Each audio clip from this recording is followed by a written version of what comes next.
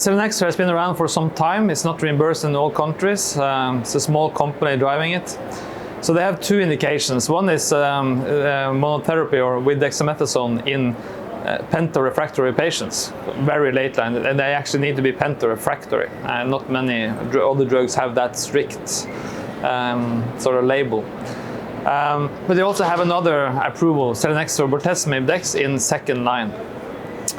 And for the second one of these, the second line treatment, I think today is the time that this should have been approved everywhere, and it's not approved in every country in Europe, but because now it's fulfilling a space where we don't have much, and the space I'm talking about is when you come from DaraRd, which has been the standard in the elderly, which is 2/3 of the patients for a long time.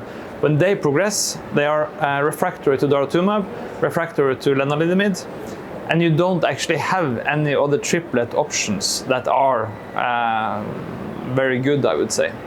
Selinexor adds in Bortezomib, which is a novel mechanism for these patients. After DaraRd, I've never seen a proteasome inhibitor before, and Selinexor also a completely new mechanism. It's the only drug that has this nuclear transporter protein inhibitor mechanism. So that's the perfect regimen today. That will be challenged, of course, next year when Belantamab Bortezomib Dex will be approved. Looks better, but as of now, this will be my drug of choice in second line after DaraRd, or in those few patients who have been on DaraRd maintenance after transplant. But that's still very few because this was just reimbursed this autumn. If it was reimbursed, you could also use it in sort of other settings. We have very good data from phase 2 trials, I have to say, but still with Pomalidomide, with Carfilzomib. And Pomalidomide and Carfilzomib, they also don't have many combination partners after CD38 antibodies have been used.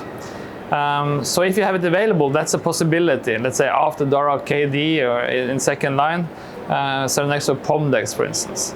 There's not so many options there, and Carfilzomib after Daratumumab doesn't have any thing to combine with from a phase 3 trial. And the data from the phase 2 studies with Selinexor KD and Selinexor Pomdex are good.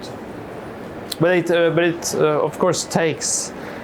Countries are different here when it comes to flexibility around the label. Some countries need you to stay strict on label, and then it's only Selinexor Dex late or Selinexor Bortezomib Dex. Other countries can be a bit more flexible to combine with several drugs that are all reimbursed in some way.